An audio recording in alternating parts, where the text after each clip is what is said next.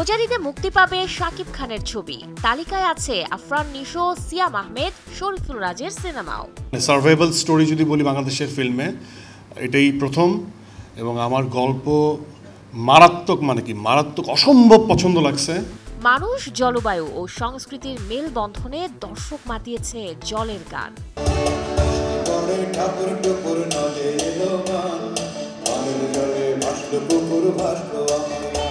পর্দা নামলো ১৬তম আন্তর্জাতিক আন্তঃবিশ্ববিদ্যালয় চলচ্চিত্র উৎসবের। আজ মহানায়ক উত্তম কুমারের ৯৯তম জন্মবার্ষিকী। দর্শক সবাইকে আমন্ত্রণ। শুরু করছি Walker footwear presents showbiz and style 24। দেশ বিদেশের বিনোদনের নানা খবর সাথে নিয়ে আছি আমি শাহিন জেবে। রোজার ঈদের বাকি এখনো ৭ মাস। এর মধ্যেই শুরু হয়ে গেছে ছবি মুক্তির প্রস্তুতি। ঈদে শাকিব খানের ছবি তো আলোর মুখ দেখবেই, সাথে আছে চঞ্চল, নিশো, সিয়াম, রাজের ছবি। সময়ের সাথে তালিকায় আরও কয়েকজন নায়কের নামও যোগ হবে বলে মনে করছেন সিনেমা সংশ্লিষ্টরা।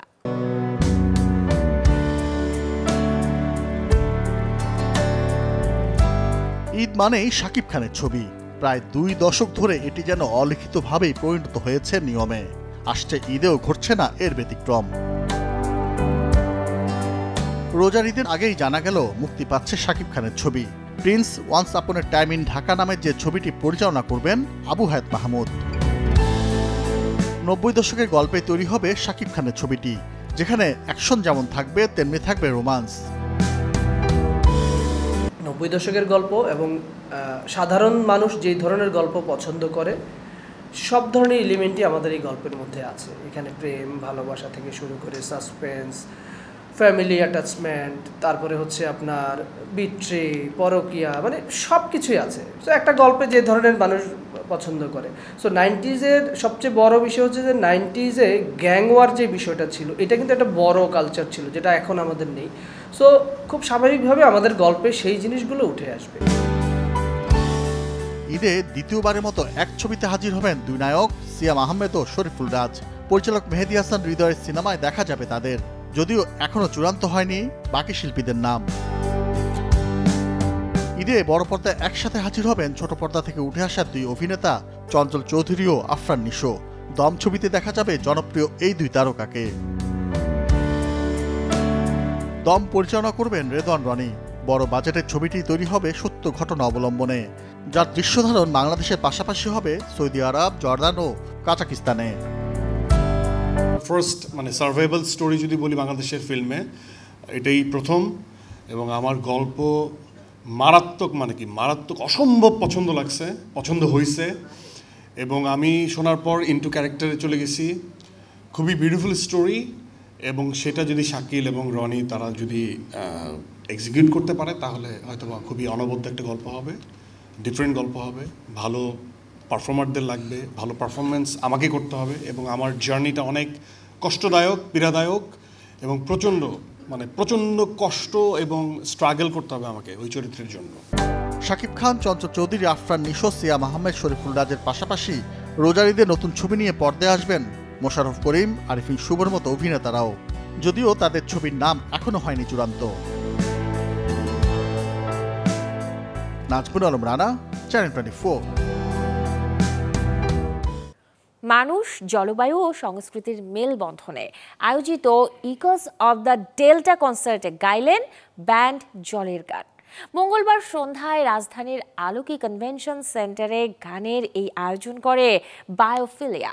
আয়োজন শুরু হয় নাট্যদল দ্য থিয়েট্রিক্যাল কোম্পানির নাটক মঞ্চায়নের মাধ্যমে, যেখানে তুলে ধরা হয় জলবায়ু পরিবর্তনের নানা বিষয়। এরপর ইকোস অব দ্য ডেল্টা শিরোনামে শুরু হয় নৃত্য, সঙ্গীত এবং গল্প বলার আয়োজন। ইভেন্টের সবশেষ আকর্ষণ হিসেবে মঞ্চে ওঠেন ব্যান্ড জলের গান। নিজেদের জনপ্রিয় সব গানে তারা উপস্থিত দর্শকদের মাতিয়ে রাখে অনেকটা সময়।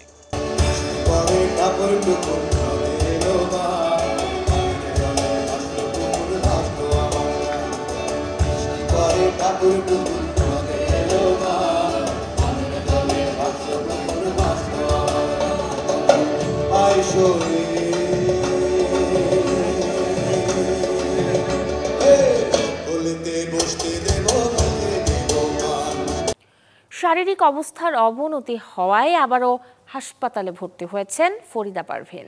মঙ্গলবার ডায়ালিসিস করতে হাসপাতালে গেলে অসুস্থ হয়ে পড়েন লালন সংগীতের বরেণ্য এই শিল্পী। ইউনিভার্সাল মেডিকেল কলেজ হাসপাতালের ব্যবস্থাপনা পরিচালক ডক্টর আশিস কুমার চক্রবর্তী জানান, কিডনি বিকল রোগীদের যে কোনো সময় শারীরিক অবস্থার অবনতি হতে পারে। ফরিদা পারভীনের বেলায় তাই হয়েছে। তার শরীরে সোডিয়ামের লেভেল কমে গেছে, পাশাপাশি রক্তক্ষরণের বিষয় আছে। এই অবস্থায় তাকে বাড়ি নিয়ে যাওয়া ঠিক হবে না। রক্তে সংক্রমণ, নিউমোনিয়া, ডায়াবেটিস সহ একাধিক শারীরিক জটিলতা নিয়ে দীর্ঘদিন অসুস্থতায় ভুগছেন ফরিদা পারভীন। পর্দা নামল ঢাকা বিশ্ববিদ্যালয় চলচ্চিত্র সংসদ আয়োজিত ১৬তম আন্তর্জাতিক আন্তঃবিশ্ববিদ্যালয় চলচ্চিত্র উৎসবের টিএসসি মিলনায়তনে সমাপনী অনুষ্ঠানে যোগ দেন ঢাকায় নিযুক্ত নরওয়ে রাষ্ট্রদূত হ্যাকন আর্লড এবং ইউএনডিপির প্রেসিডেন্ট রিপ্রেজেন্টেটিভ স্টিফেন লিলার। এবারের আসরে শ্রেষ্ঠ চলচ্চিত্র হিসেবে Zahir Raihan best short award জিতেছে ইরানি পরিচালক আমির রাইসিয়ানের সাইড বাই সাইড। অন্যদিকে Tareq Masud best emerging director পুরস্কার পেয়েছে বাংলাদেশি পরিচালক ফয়সাল আহমেদের ছবি the wave. One art short বিভাগে জিতেছে দ্য নাইন কন্টিনেন্ট এবং জনি ইন দ্য ওশান। এবার ৭০টিরও বেশি দেশ থেকে ১,৪৩৮টি স্বল্পদৈর্ঘ্য চলচ্চিত্র জমা পড়েছিল। ৩ দিনের এই উৎসবের মিডিয়া পার্টনার ছিল চ্যানেল 24। এবার স্মরণ করব উপমহাদেশের মহানায়ককে। ৯৯ বছর আগে ঠিক আজকের দিনেই পৃথিবীতে এসেছিলেন তিনি, আর জয় করেছিলেন কোটি দর্শকের মন। বলছি কিংবদন্তি অভিনেতা উত্তম কুমারের কথা। পৃথিবীতে আসার দিনে জানাবো তার পৃথিবীতে রেখে যাওয়া কর্মের গল্প। তিনি জানতেন তিনিই হবেন উত্তম, আর তাই হয়তো নামটা অরুণ কুমার থেকে নিজেই বদলে রেখেছিলেন উত্তম কুমার। বাংলা চলচ্চিত্রে কিংবদন্তি হয়ে ওঠা এই তারকার শুরুর গল্পটা ছিল ব্যর্থতায় মোড়ানো। ১৯৪৮ সালে দৃষ্টিদান সিনেমা দিয়ে ক্যারিয়ার শুরু করা এই নায়কের টানা ৭ ছবি ফ্লপ হওয়ায় কুড়িয়েছিলেন ফ্লপ মাস্টারের খেতাব। তবে ক্যারিয়ারে ঝড় তোলেন ১৯৫৩ সালে ৭৪ সিনেমায়, যে ছবি থেকে দর্শক পায় উত্তম সুচিত্রা জুটি। এরপর টানা ২ দশকে তিনি হাজির হয়েছেন হারানো সুর, পথে হলো দেরি, সপ্তপদী, চাওয়া পাওয়া কিংবা সাগরিকার মতো কালজয়ী সিনেমায়। নায়ক থেকে একসময়ের ফ্লপ মাস্টার হয়ে ওঠেন মহানায়ক। রোমান্টিকতায় ভরপুর সুদর্শন এই হিরো শুধু সিলভার স্ক্রিনেই নয়, মুন্সিয়ানা দেখিয়েছেন ক্যামেরার পেছনেও। কখনো ছবির পরিচালনা, কখনো প্রযোজনা, আবার কখনো কণ্ঠের সুর তুলেছেন তিনি। ৩ দশকের বেশি সময়ের ক্যারিয়ারে উপহার দিয়েছেন ২ শতাধিক সিনেমা। প্রাপ্তির ঝুলিতে নানা সম্মাননার সাথে আছে বেশ কয়েকটি জাতীয় চলচ্চিত্র পুরস্কারও। ১৯২৬ সালের আজকের দিনে জন্ম নেওয়া কিংবদন্তি এই অভিনেতা ক্যান্সারের কাছে হার মেনে পৃথিবীর মায়া ছাড়েন ১৯৮০ সালের ২৪ জুলাই। আজ এই মহানায়কের ৯৯তম জন্মবার্ষিকী। শাহরিন জেবিন, চ্যানেল 24।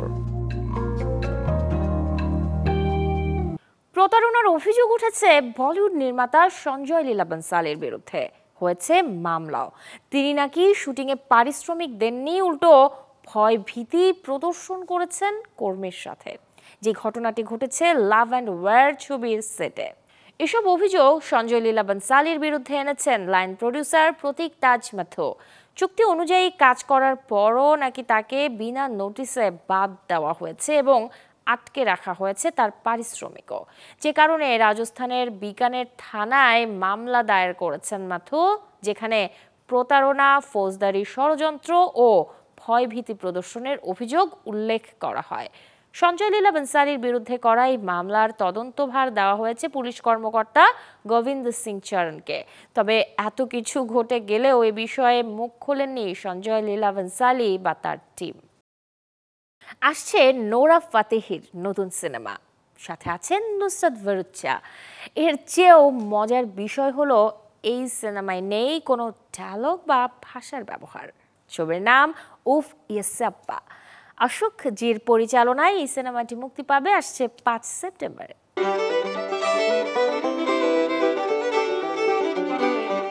কখনো কখনো কোনো শব্দ ছাড়াই বলা যায় জীবনের সবচেয়ে বড় বিশৃঙ্খলা। আর এবার সেই নীরব বিশৃঙ্খলাকে রূপালী পর্দায় তুলে ধরেছে সিনেমা উফ ইয়ে সিয়াপ্পা।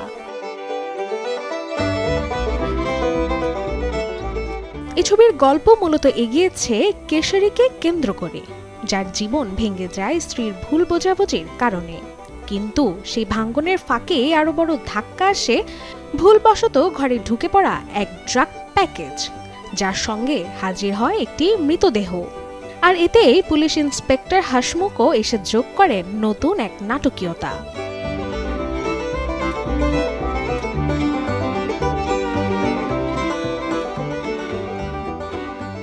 অদ্ভুত এই গল্পের বিশেষত্ব হলো পুরো সিনেমায় নেই কোনো সংলাপ, শুধু আর রহমানের সুরের মায়াজালে প্রতিটি মুহূর্ত সাজানো হয়েছে নিখুঁত ভিজুয়াল কমেডিতে। আশোক জি পরিচালনায় উফ ইয়ে সিয়াপ্পা ছবিতে মূল চরিত্রে অভিনয় করতে দেখা যাবে সোহাম শাহ, নুসরাত ভারুচ্চা ও নোরা ফাতেহিকে।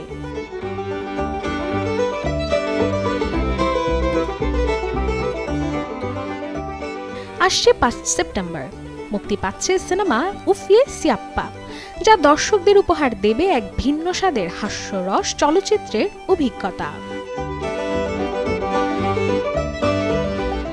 Desk report, channel 24। জন আব্রাহাম ফিরছেন নিজের দর্শকপ্রিয় ফ্র্যাঞ্চাইজির নতুন কিস্তি নিয়ে। বলছি ফোর্স 3-র কথা, যেই খবরটি নিশ্চিত করেছে ভারতীয় গণমাধ্যম। এরই মধ্যে নাকি প্রকল্পটি পেয়েছে অনুমোদন। সেক্ষেত্রে ফোর্স 3-তে নাকি দর্শক পাবে অন্যরকম থ্রিলার ও অ্যাকশন। এসিপি ইয়াশ ভার্দানের চরিত্রে জন আব্রাহাম এবারের কিস্তিতে দেখাবেন নতুন ধামাকা, যেটি পরিচালনার দায়িত্বে আছেন নির্মাতা ভাবধুলিয়া। জানা গেছে 2025-এর শেষ দিকেই নাকি শুরু হবে ফোর্স 3-এর শুটিং। হলিউডে এবারে আসছে গিনেস ব্রুয়ারি পরিবারের ঘটনা অবলম্বনে তৈরি সিরিজ হাউস অব গিনেস। ইতিমধ্যেই মুক্তি পেয়েছে ট্রেলার, যা দর্শকদের মধ্যে তৈরি করেছে ব্যাপক কৌতূহল। মূলত টম শাঙ্কল্যান্ডের পরিচালনায় জনপ্রিয় নির্মাতা স্টিভেন নাইট তৈরি করেছেন হাউস অব গিনেস সিরিজটি।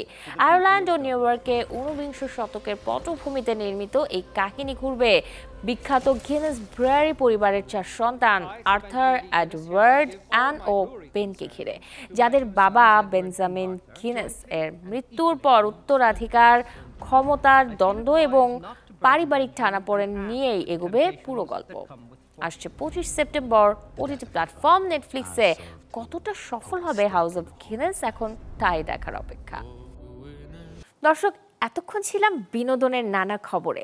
এবারে জীবনযাপনের গল্প দেখব, লাইফস্টাইলের কিছু আপডেট। আয়োজনটা আজ চুলের রং নিয়ে। নানা কালারে অনেকেই ক্রিয়েট করেন নিজের ফ্যাশনেবল লুক, কিন্তু এতে বেশিরভাগ ক্ষেত্রেই হয় চুলের ক্ষতি। তাই বর্তমানে কালার প্রসেসে বাদ পড়ছে ব্লিচ। সাথে ট্রেন্ডে আছে কি হেয়ার কালার, জানাবো তার আদ্যপান্ত। ফ্যাশনে একটা লম্বা সময় ধরে দাপিয়ে বেরিয়েছে এরকম বোল্ড বা সোনালি রঙের চুল। তবে কোভিড পরবর্তী এই সময়টাই ফ্যাশনে এসেছে খানিকটা পরিবর্তন। যতটা সম্ভব নিজের স্কিন টোন অনুযায়ী মেকআপ, সেই সাথে ন্যাচারালি ডাই করা চুল, ট্রেন্ডে চলছে এমনটাই। ফর্সা থেকে শ্যামলা যে কোনো গায়ের রঙের সাথে মানিয়ে যায় হ্যাজেল, ব্রাউন বা মোকার মতো রঙগুলো। আগে সবাই ব্লিচ ছাড়া কিন্তু কালার করতো না, এত ডার্ক হেয়ার কালার কিন্তু কেউ লাইক করতো না। লাইক আমাকে যদি আপনি আগে কয়েকটা ছবি দেখেন, দেখবেন I had like blonde hair, সাদা চুল মানেই সুন্দর, সিলভার অ্যাশ, এটা কিন্তু আগে অনেক ছিল। এখন আমরা ক্লায়েন্টকে সাজেস্ট করি কার স্কিন টোনে কোন কালারটা বেস্ট লাগবে। আর ট্রেন্ডি হেয়ার কালারের মধ্যে এখন সবার থেকে বেশি হেজেলনাট, চকলেট, এগুলা কালার অনেক হচ্ছে। লাইক উইদাউট ব্লিচ যে কালারগুলো আমরা করে থাকি, ওগুলা people are loving it because এটা কিন্তু ড্যামেজ, জিরো ড্যামেজ, অ্যান্ড এটা আসলে চুলের জন্য ক্ষতিকর অনেক কম। ব্লিচের ব্যবহার ছাড়াই এই সলিড রঙগুলোই এখন পছন্দ ফ্যাশন সচেতন তরুণীদের। চুলে রং করার সাথে চেহারায় আসে পরিবর্তন, তবে নিজেকে একেবারে বদলে ফেলে নয়, বরং নিজস্ব চুলের কাছাকাছির কোনো রং যাতে ফুটে উঠবে চেহারার স্বাভাবিক সৌন্দর্য, এমনটাই নিরীক্ষা চালাচ্ছেন ফ্যাশনিস্তারা। মুর্ছনৈশী, চ্যানেল 24। গল্পটা এবারে পিঠাপুলির। নানা স্বাদের নানা রকম পিঠা খেতে তো ভালোই লাগে, কিন্তু তা বানানো সবার সাধ্যে নেই। রন্ধনশিল্পীর পরামর্শে জানাবো মজার মজার পিঠা তৈরির সহজ কিছু টিপস। আমি পিঠাশিল্পী তনিফা রহমান। আজকে আপনাদের এমন কিছু টিপস দিব যা আপনাদের সারা জীবন কাজে লাগবে। আমি পিঠার কিছু টিপস দিব। আমরা যখন তালের পিঠা তৈরি করি অনেক সময় তেতো হয়ে যায়। সেই তেতো ভাবটা দূর করতে আমরা তালের মাঠটা সিদ্ধ করে একটি পাতলা কাপড়ে যদি ছেঁকে নেই, তেতো পানিটা বের হয়ে যাবে। বিভিন্ন ভাজাভুজিতে আমাদের তেল প্রয়োজন হয়। তেলের খরচ কমাতে আমরা যদি তেলের মধ্যে 1 চা চামচ বা টেবিল চামচ বাটার দেই, তাহলে তেলের পরিমাণটা অনেক কম লাগে এবং ভাজাভুজিটা অনেক সুন্দর হয়। আমাদের চিতই পিঠা তৈরি করতে হলে নিচে কালো হয়ে যায়, সেই কালোটা আমরা কিভাবে দূর করব? সামান্য লবণ পানির মিশ্রণ, লবণের পরিমাণটা একটু বেশি দিতে হবে পানিতে। এভাবে দিয়ে আমরা ছাঁচের মধ্যে যদি কাপড় দিয়ে মুছে দেই, তারপরে আমরা বেটারটা দেই, তাহলে পিঠাগুলো সাদা হবে, তলানিতে কালো হবে না। চিতই পিঠা তৈরি করে আমরা ডিপ ফ্রিজে সংরক্ষণ করতে পারি।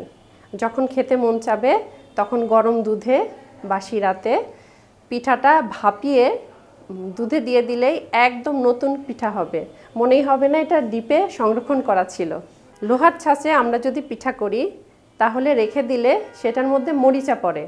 সে মরিচা রোধ করতে হলে আমাদের সরিষার তেল দিয়ে ছাঁচটা ভালো করে কাপড় দিয়ে মুছে নিলে এবং কাপড় দিয়ে বা কোনো কাগজ দিয়ে ঢেকে রাখলে সেটা দীর্ঘদিন মরিচা পড়বে না। অল্প কদিনের অপেক্ষা, 9 সেপ্টেম্বর ক্যালিফোর্নিয়ায় জমকালো আয়োজনে উন্মোচন করা হবে আইফোন 17। কি কি ফিচার যুক্ত হলো এবারে? কি চমক দেখাবে অ্যাপল? এমন প্রশ্ন এখন ঘুরপাক খাচ্ছে আইফোন লাভারদের মনে।